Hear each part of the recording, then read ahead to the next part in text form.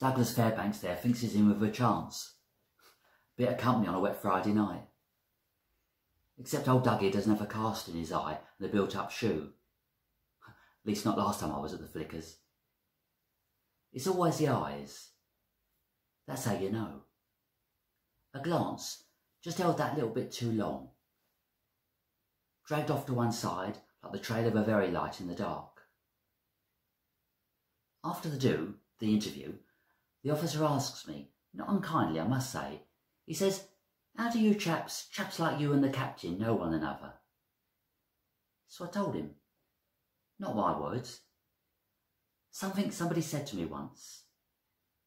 A certain liquidity of the eye. That's how he knew.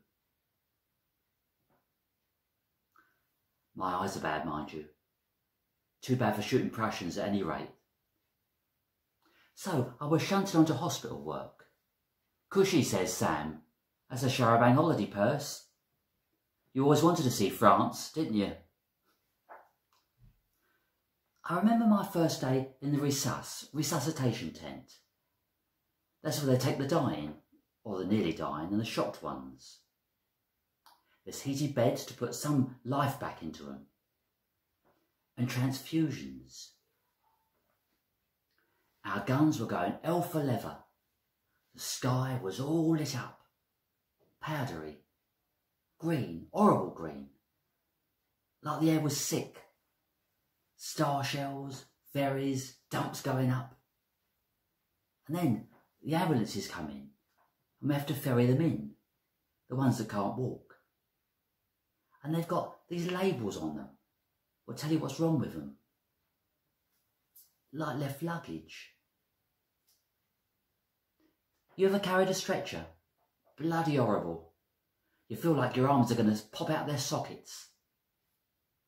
Some chaps can get very heavy. Those that can walk into the hospital are covered in mud and salt sweat, caked in it, all cracked and stiff, like moving statues. Like those poor people in Pompeii who got covered in lava. I've seen photographs of them in the lending library. And then, in the resus tent, the thing you'd never expect. Silence. Not a moan or a groan. They're all beyond all that, most of them. Smoking, breathing just about. Mind you, I've seen what a transfusion can do, and it's a bloody miracle. Lads with 1 foot in the grave and their pulses all thready. They have the transfusion, they're up, they're joking, they're having a smoke in a couple of hours. I said to Captain Leslie, I said, "You wouldn't credit it, would you? It's like witchcraft." "Sounds about right," he says, "since we're in hell." But he says it with a smile. And when he does that, there's little creases in his cheeks, like ripples in the sand. "You're a credit to this unit, Percy," he says to me. "You've all the tenderness of a woman." And he shakes my hand. "It's Terence," he says. I say, "What is?" He says, "Me, my name, Terence Leslie. Do call me Terence. I can't bear all this formal rot." But he's an officer, and it don't seem right. So I stick to Captain Leslie, I say, if it's all the same. He just smiles again and shrugs. His eyelashes are long and blonde. I can't see much of his hair because he's under his cap. But then one day I'm bringing in a stretcher and he takes his hat off and just like that his hair tumbles out, yellow as corn. And I must have stared because he grins at me and pushes his hair out of his eyes and says, "Come along, Perce, stir your stumps." But I don't move. And just for a bit, well, like I said, held just a moment too long. Douglas Fairbanks over there or give me a wink in a minute.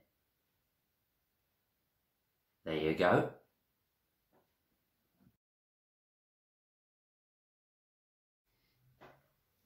Always been a skinny bugger, me. Thin as a whip, Mother says. Father was the same. Mother always had a bit more beef on her after she had Albert and me. And there was one before us, a boy. But he died. He was called Percy and all. Poison berries. Never think a thing like that can happen, but it does. I can remember Mother showing me the pictures in the medicine book. All shiny and glossy, like Jesus in the book at Sunday school. And little Percy, he'd grabbed a handful of these berries. And that was that. Box, I think, the berries. Black like little bullets, or licorice sweeties. Maybe that's what Percy thought they was. Anyway, they done for him. And then a year or so after that, along comes I. And they called me Percy too. Bit odd, some might say, bit morbid. But Mother always said she could see him in me. And she looked so funny when she says that to me. She looked so sad. But I don't think it's just because of little Percy, because there was another time she looked at me the same way. It was freezing, I remember that. We was waiting for a train. Dad had some business in Reading. I forget what it was. We were to come with and make a day of it. I was 15 thereabouts and Albert was 12. I'd been dispatched in search of tea and buns. They all sat in the waiting room, steam coming off them like wet dogs. Anyway, I'm on my way to the refreshments and there's a commotion. So I think, oh, the train must be coming in.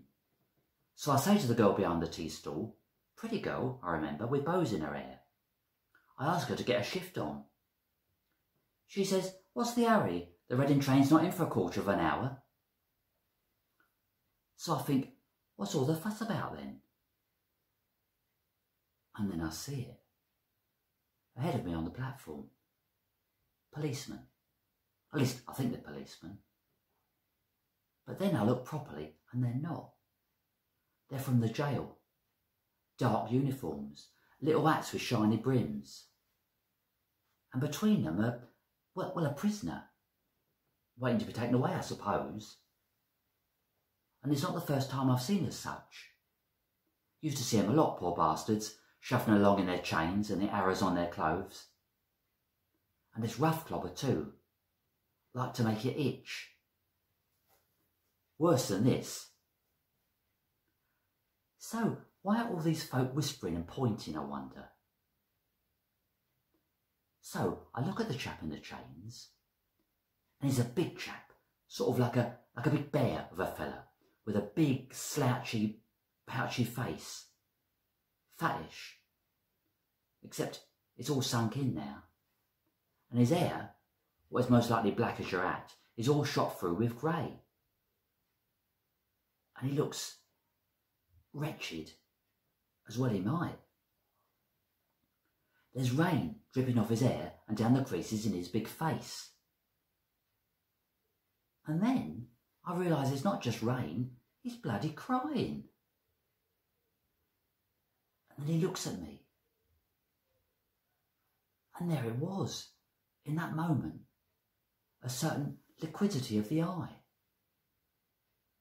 And then he looks back down at his boots, and it's as if the whole world has come tumbling down round him. I stand there and I think, he knows me. He knows me for what I am. He can see it in me. And I start to shake. And it's not from the cold, it's shame and fear and terror. Then someone starts laughing, and there's a little girl and she's wandered close to the prisoner. She's got a little wooden horse on a bit of dirty string. And then her mother goes up and drags the girl away from the man as if he would like to eat her up. Then I hear it. A name.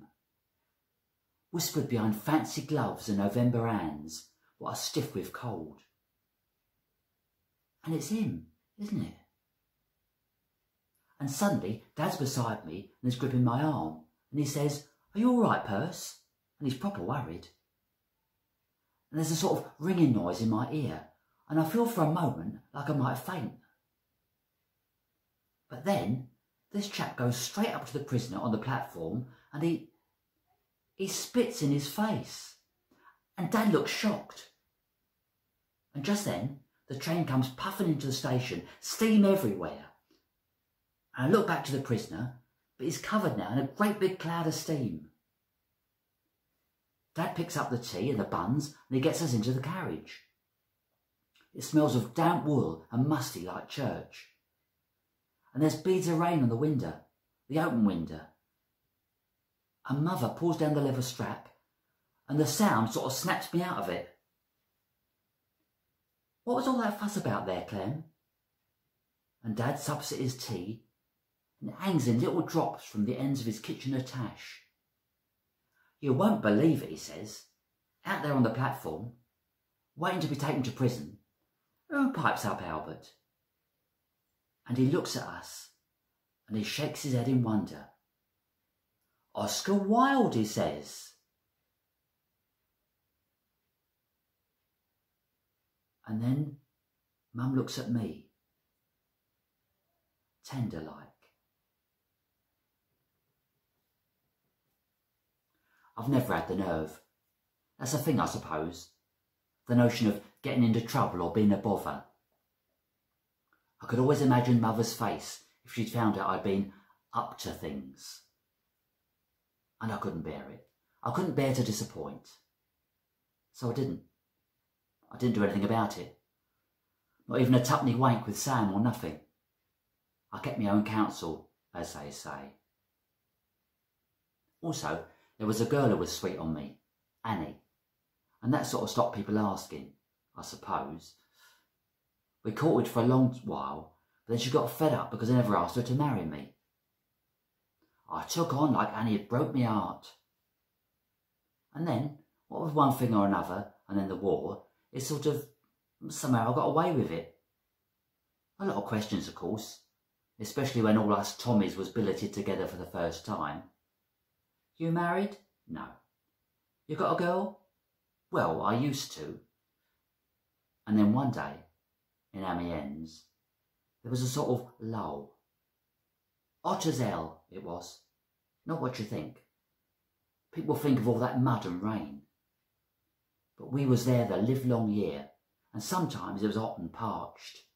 Flies everywhere, blue and green bellies on them, fat. Great clouds of them, because of the dead bodies. And Captain Leslie comes up to me, and he slaps me on the shoulder and he says, "Come along, Perce, we're going hunting." And I say, "What?" And he says, "Butterflies."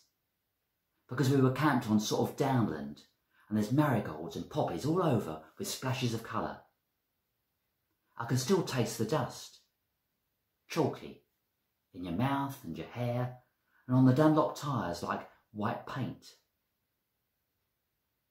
Because Terence has only gone and got us bicycles, the silly bugger. It was only for a few hours, but you could forget, you know, for a bit, everything that was going on. And we came to this sort of lake. It was a crater hole, I suppose, and the water was glass green and clear like a perfume bottle. And Terence, he starts hollering and rattling the bike down to the water, and he pulls off all his clothes, and then in he goes. I follows. And then we go splashing about in our birthday suits.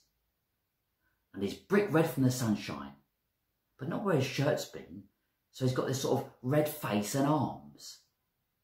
But the rest of him is like a ghost. And after we'd swum about, we'd just lie on the grass and fall asleep. You can hear the buzz of the flies, but they're a way off, and some of the ones that are closer ones are butterflies, so that's all right. And I just lie there, and I watch Terence sleeping,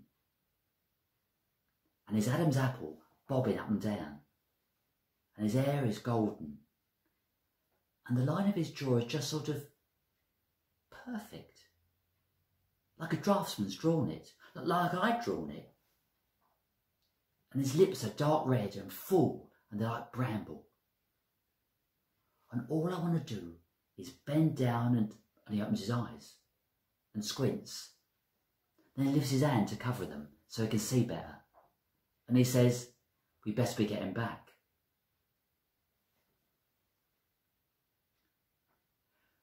We all had on us the stench of death. The bread we ate, the stagnant water. Everything we touched had a rotten smell. But that day, everything was okay. It was bright, and it was pure, you see. And nobody had seen, had they?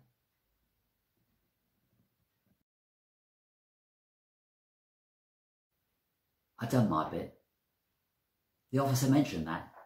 Exemplary service. When he took me aside for a quiet word, and of course, what had Terence and me, what had the captain and me got up to?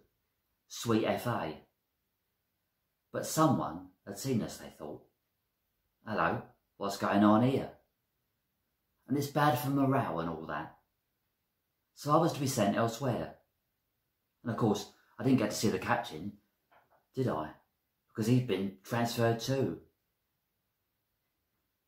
I was packed onto this carriage, sweat and tobacco smelling, and fellas pushing up against you and shoving for room. And then the train gives a great big lurch, and then it starts off. I just sit down on the floor and pull my cap over my eyes and I drift off. I don't know how much time has passed, but I wake up and it's dark outside. And then the train's pulling into the station. And in the carriage, it's just these little night lights on, bluey, making everyone look 3 parts dead. And then the train pulls into the station. And it's going slow like, puffing like some of them boys in the resus tent. And then I do see him. Terence. He's at the window on the platform. Great coat, hair tucked under his cap, neat. And he's talking to someone, and they must have made him laugh, because there's those little lines in his cheeks again. But he don't see me, so I push through the carriage, past the other fellas, and it's not easy, because most have dropped off, and I trip over some poor bugger, and he curses at me. But I make it to the window, and I pull down the sash. And the air outside is warm. And all I want to do is wave. But of course, what can I say? So long, Captain Leslie. So long, Purse. But then, he does see me. He glances over, but he's still talking to his pal. And just then, the train lurches forward. The brakes go on and the blue lights go out. And just like that, pitch black. And all the other fellas in the carriage start groaning, and someone says, "Oh, here we go." But all I can feel is my heart beating, and the air and the darkness pressing against the window, and my hand gripping the window ledge. And then someone takes my hand. Someone outside on the platform. It's Terence. He takes my hand and he just lifts it to his lips and he kisses it. There's no train then. There is no troops. There's no war. There's just his bramble lips pressed against the tips of my fingers.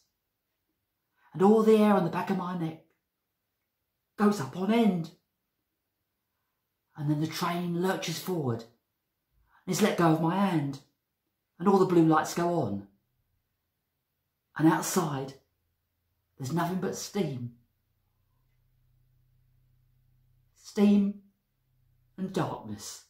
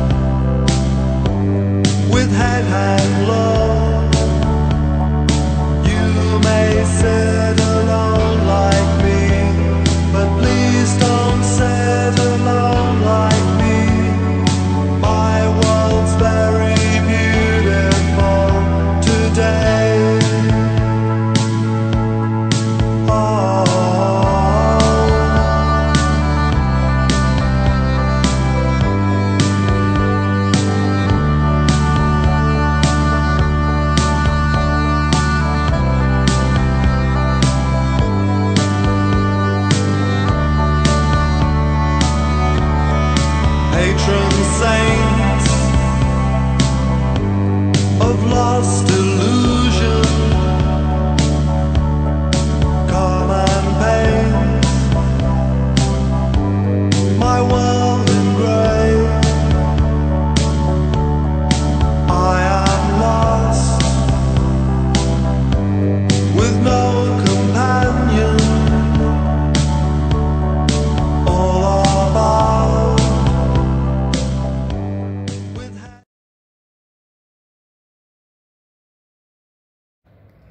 When I was small and would be out in the car and we'd pass a wedding at a church or outside a registry office, my mum would, without fail, slow down, roll down her window and shout out, "Don't do it, you mad fools!"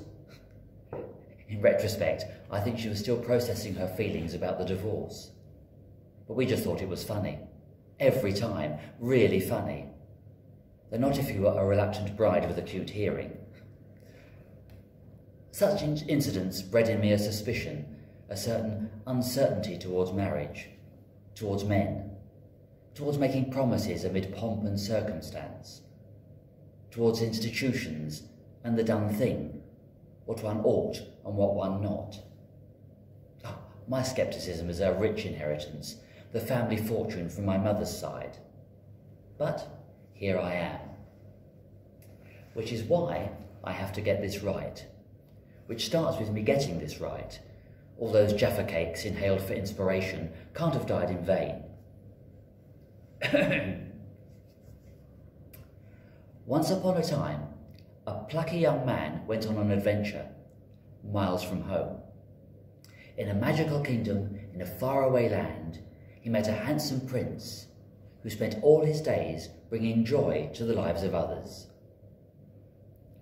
One night at a ball, where all the beautiful people in the kingdom had gathered, the handsome prince spoke to the man, who was minding his own business, while desperately trying to get served at a bar, where yet again he had forgotten to take off his cloak of invisibility.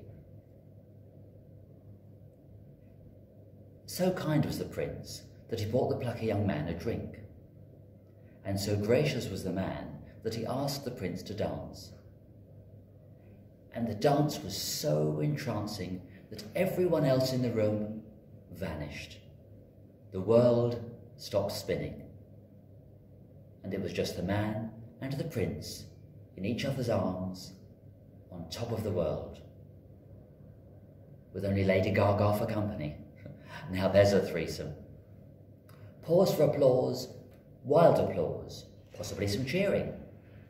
Obviously, if I fill in a few details, the magic of the story may pale, as magic often does when you see its mechanics.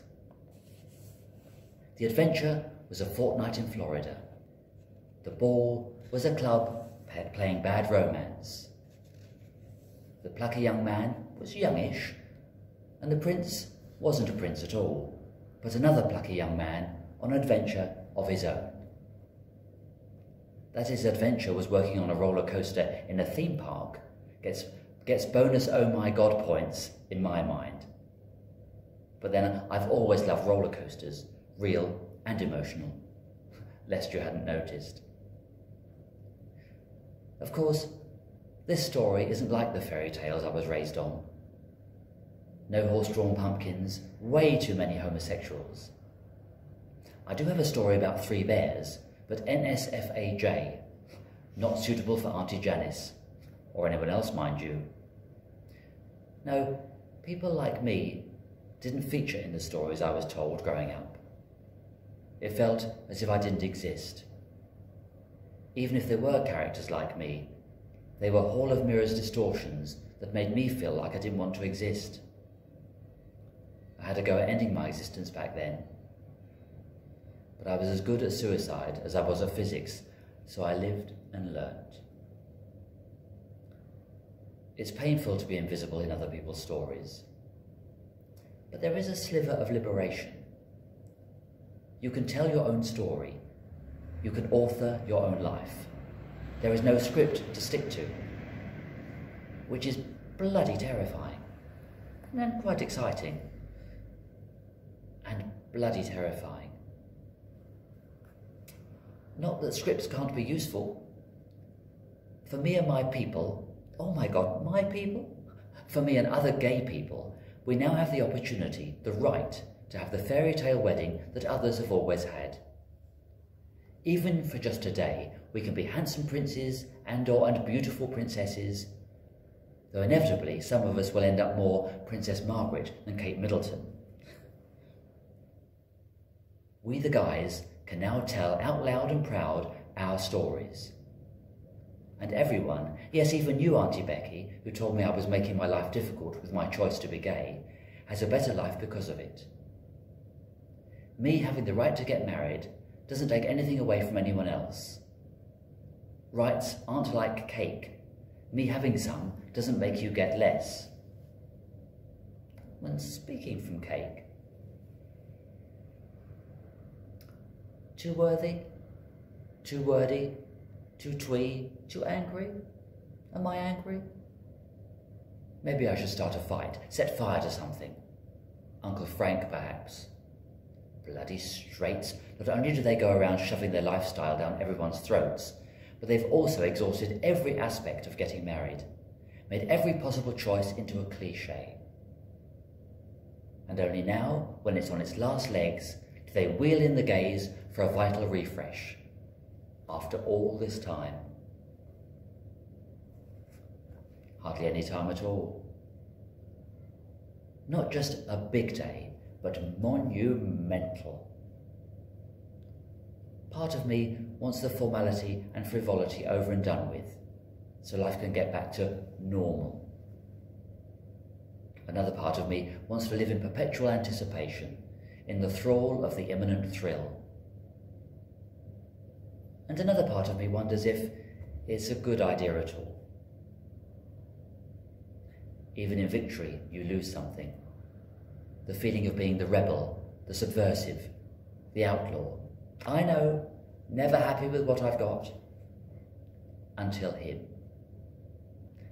I personally have no reservations, no nerves, no niggles, no last-minute jitters, no brief or lengthy reconsiders for the love before this one, or for my first, or for the one that got away, or the one that required an escape, not even for my great unrequited who might have, if I'd asked. No, the answer to the proverbial question when popped was never going to be no. It's at moments like that you realise, despite your best efforts, you've still been indoctrinated with old-fashioned romantic, sentimental ideas of what love is and how it plays out. I read it described once in a book as having fairy tales stuck in your innards. Love is a sentimental tapeworm. Sometimes I still can't believe I'm having a wedding. Getting married is one thing, but a wedding, and a wedding of this size, a wedding we technically cannot afford, a wedding at which I'm already having issues with the table decorations. From Auntie Sheila. She normally buys them half price in the January sales for the following Christmas. Only this year, she decided my getting married was a special enough occasion to get them out 6 months early. A special enough occasion. And the fact that she's not sure she'll be around come Christmas, her bowels being what they are. All I care about is they don't pull focus today. The bowels, not the crackers. These crackers won't, they're from Asda. But let's not get entangled in Sheila's innards.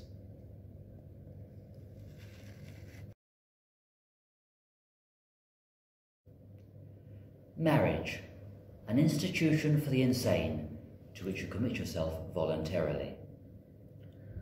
For those that won't commit or submit, those that can't, won't or don't fit, there are other institutions.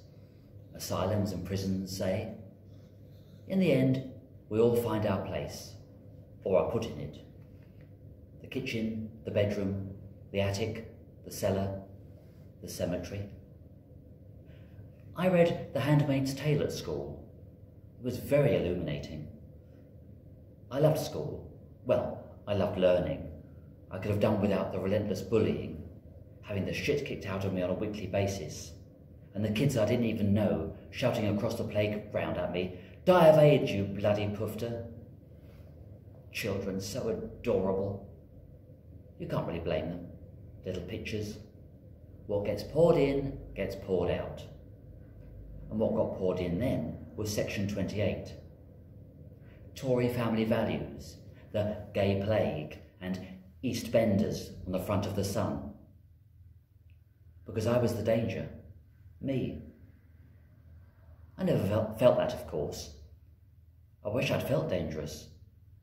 What I felt was anxious, fearful most of the time, forever poised for fight or flight, needing to read every room in an instant, to assess the potential threats, who the alphas were, who to avoid and who to make an ally.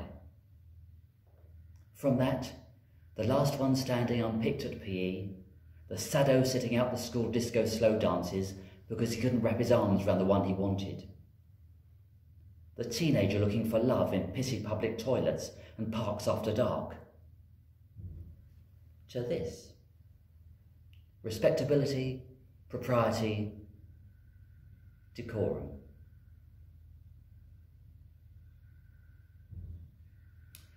Perhaps everyone has their price, and maybe mine is measured in crockery and cookware on a John Lewis gift list. Or maybe it's measured in love and loving, from spoonfuls to right big buckets. And what I learnt about love, first and foremost, I learnt from Liza. Oh, my lovely mum, not Miss Manelli, although terrific. There was this one time when I had got really badly beaten up by Grant Smiley at the swings, and Mum went round to his house. Like a pocket tornado, she ripped strips off Grant's mum and scared the bejesus out of him. He steered well clear after that. Smiley's no so smiley then. Knights in shining armour come in all shapes and sizes. Mine was 5 foot nothing in her stocking soles. I remember Mumming having to decide whether to buy a pint of milk or a loaf of bread, because we couldn't afford both. But I never remember having to choose between love and laughter. We had both in abundance. Some shouting too, admittedly. Okay, a lot of shouting. Some screaming even. Maybe. Occasionally. But mostly, overwhelmingly, love. When I told her that I'd met a man on holiday and he worked in a theme park, she didn't bat an eyelid. When I brought him home, she welcomed him with open arms and asked if, being an American, he liked the Dixie Chicks. And then she said it was typical Stephen to win a man at a fun fair when most people make do with a goldfish. But she's always been the witty one in our family. Which reminds me, there's going to be an Oscar Wilde quote, obviously. You can't have a gay wedding without an Oscar Wilde quote. When I worked in a care home, when I was at college, there was an old blind man I used to read to sometimes. He loved Oscar Wilde, even said he'd seen him once. And that's how I know this quote. All women become like their mothers. That is their tragedy. No man does. That's his. That's not my tragedy. For better or for worse, mostly better, I am totally turning into my mother, and I'm fine with that. Though I suspect she'll always be the better line dancer. I could say, I suppose, that today isn't about me, it's about her. About seeing my lovely mum so happy. And that wouldn't be entirely a lie. But come on, let's face it. Today is all about me. Me and him. But mostly me. And him. Him. The man who, when we first met, smelled of candy floss, soap, and everything will be okay. Quite a heady combination. My someone to dance round the kitchen with. My someone to take photographs of. Someone to talk to all day and spoon with all night.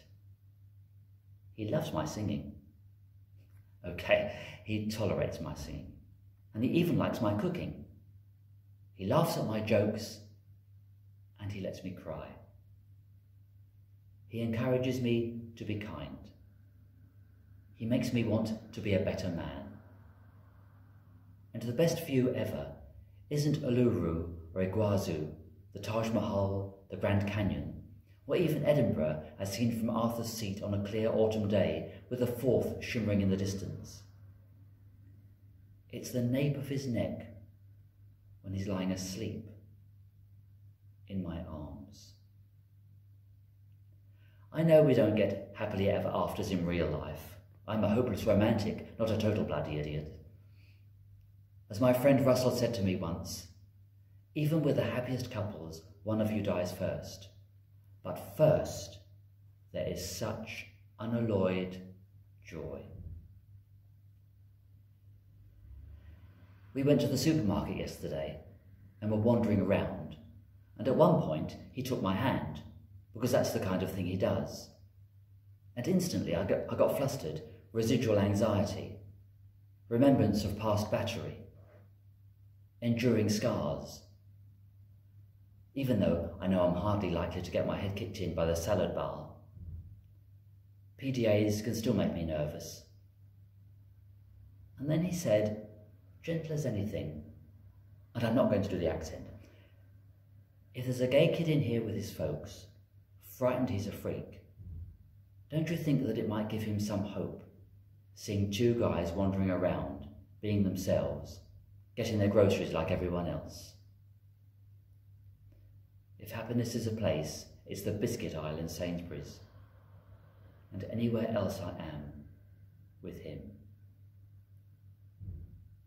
And when we met, I'll never forget what he said when I introduced myself. Pleased to meet you, Steve. I'm Adam. And then, and if that's the case, we should probably get married. Adam and Steve has a certain ring about it, don't you think? Oh, and now it has got a certain ring about it. He liked it and he put a... Oh, don't spoil it, Stephen.